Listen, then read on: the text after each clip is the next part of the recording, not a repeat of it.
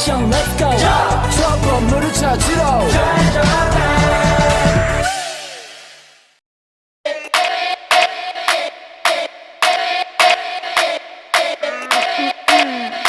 Assalamualaikum warahmatullahi wabarakatuh. Hai teman-teman, kembali lagi bersama kami. Saya Kalista Dewi Nazarina. Dan saya Deviana Saputri. Saya dari kelas 8A, kelompok 6 akan melakukan observasi pelaku usaha.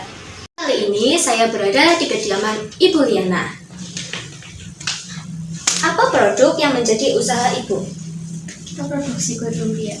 Kulit lumpia. Kalau keunggulan kulit lumpia yang dijual Ibu dibandingkan dengan kompetitor atau pengusaha lain gimana? Kita sih lebih ke kualitas. Jadi kan sebenarnya kalau kulit lumpia tuh harganya beda-beda. Di pasaran, maksudnya masuk ke agen. Tapi kalau buat konsumen sih harganya memang sama ya. Cuma kalau kita lebih mengutamakan kualitas dari segi bahannya, terus sama ukurannya, itu kita jelas beda. Kalau yang lainnya lebih kecil, kalau kulit kita bisa diukur bisa. Gitu. Lalu apa saja yang menjadi tantangan Ibu dalam mengelola dan mengembangkan usaha ini? Kalau tantangan sih tenaga kerja satu, yang kedua pasti modal. Habis itu kita juga terkendala sama pesaing ya. Kalau pesaing di kulit lumpia tuh jadi saingan harga. Jadi di pasaran tuh mereka lebih murah ya masuk ke pasaran kayak gitu. Jadi kadang kita harus bersaing kualitasnya aja supaya konsumen masih bisa masih suka sama kulit kita kayak gitu. Lalu harapan Ibu untuk mengembangkan usaha ke depan gimana? Harapannya sih bisa lebih berkembang ya, bisa lebih banyak lagi produksinya, terus kita juga pengennya supaya punya tambahan modal lagi, punya tempat sendiri kayak gitu buat produksi. Jadi kan lebih leluasa untuk mengembangkan usaha. Kita mau pakai banyak tenaga kerja juga bisa kayak gitu, karena punya tempat tersendiri kayak gitu, luas kayak gitu. Lalu kompetitor terdekat dari usaha Ibu siapa? Terdekat di sini ada nggak? Di sini nggak ada, luar negeri nggak ada. Rata-rata sih produsen kulit lumpia itu dari Banjar sama daerah Mandiraja sama itu. Kalau daerah Warna Putih cuma di daerah produksi. Kalau rata-rata omset harian atau bulanan berapa Bu? Kalau harian ya, tentu ya. Kalau omset kotor ya sekitar 250.000 sehari. Tapi kan itu belum dipotong macam-macam ya. Tergantung, kalau hari biasa ya kadang 250.000. Kadangnya nggak nyampe, kadang kan yang namanya usaha ada sepi kayak gitu kan. Kalau bulan puasa itu yang paling ramai. Kita sehari omset kotor tuh bisa sampai 7 juta. Tapi cuma bulan puasa. Kalau hari-hari biasa memang tidak agak turun ya produksi kita. Lalu harga pokok produksi atau HPP dari produk yang dijual atau berapa? Harga pokok itu dihitung dari apa ya? Harga pokok kayaknya harga barangnya. Harga barangnya per pieces atau gimana? Harga kalau kita masuk ke agen tuh Rp1.000 per bungkus. Harga produksinya itu berarti gantung ya, gantung berapa pieces kita bikin dalam sehari. Kalau misalkan kita ambil rata-rata 200 bungkus sehari, berarti biaya produksinya itu sekitar berapa ya?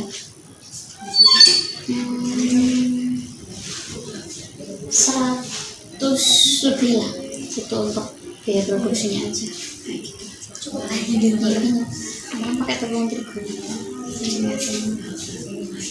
Kalau pembelinya itu rata-rata anak muda, orang tua gitu.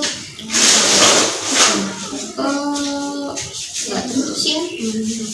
Anak muda kalau memang yang produksi makanan pakai kaldu ya ada, orang tua ya ada gitu. Contoh. Kalau area pasar produknya di mana Bu? Pemasarannya kita produksi kita di Wanadadi, pasar Wanadadi. Nah, gitu. Pasar pagi sama pasar siang itu ada kita. Waktu pertama kali itu penentuan harganya ada kesulitan nggak Bu? Gitu. Karena udah lama ya sebenarnya kita produksi. Suami produksi udah lama, dulu pernah berhenti. Jadi kita tinggal melanjutkan aja. Jadi udah tahu harus nentuin berapa, kan juga kita punya teman-teman sesama produsen. Kita kan juga harus kayak memastikan kalau harga barangnya nggak terlalu murah ataupun terlalu mahal kayak gitu. Jadi disamakan sama produsen. Lalu promosi apa saja yang sudah Ibu lakukan dalam berusaha? Kita lewat Facebook, media sosial kita punya, terus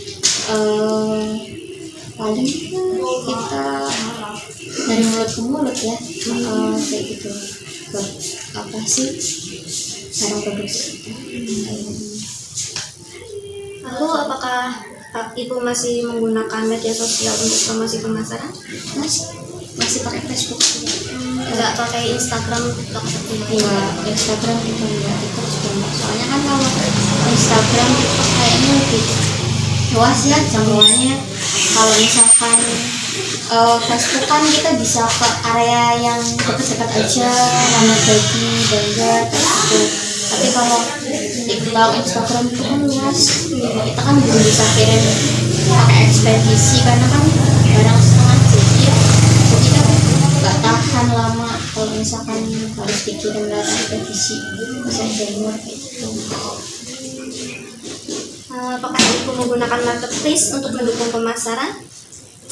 Iya, berarti kita pakai marketplace yang di Facebook itu kan ada. Kalau Shopee, Tokopedia, itu kita nggak. Iya, karena kita memang itu terkendala kualitas barangnya nggak lama. Jadi kalau kita kirim pakai jasa ekspedisi jelas bagusnya. Lalu bagaimana pendapat Ibu untuk penjualan secara offline dibandingkan dengan daring? Offline lebih enak ya, kita punya pasaran sendiri. Terus kalau online itu kita agak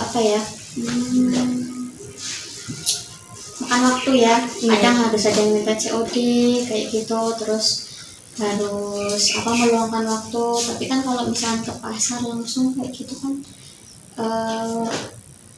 tinggal naruh aja sesuai jam yang biasa pedagang minta ada kayak gitu. Berarti menurut Ibu lebih baik secara Kalau offline? untuk makanan ini kita mending offline aja. Kayak nanti suatu saat kepikiran nggak pengen jual online gitu? Aku pengen ya, kalau misalkan kita nemu solusi buat mengatasi kualitas produk supaya bisa lebih tahan lama, mungkin dari pengemasannya pakai vakum sealer atau gimana, itu kan butuh modal ya. Vakum sealer supaya barang tahan lama, terus bisa masuk ke supermarket atau marketplace kayak gitu, biar bisa dikirim juga jauh gitu. Terima kasih ya Bu. Maaf mengganggu waktunya. Tahu dari mana? Wawancara harus di sini. Dikasih tahu sama Ibu Natasha. Ibu Oh, Mbak Yuli. Sekian presentasi dari saya. Wassalamualaikum warahmatullahi wabarakatuh. 다음에 또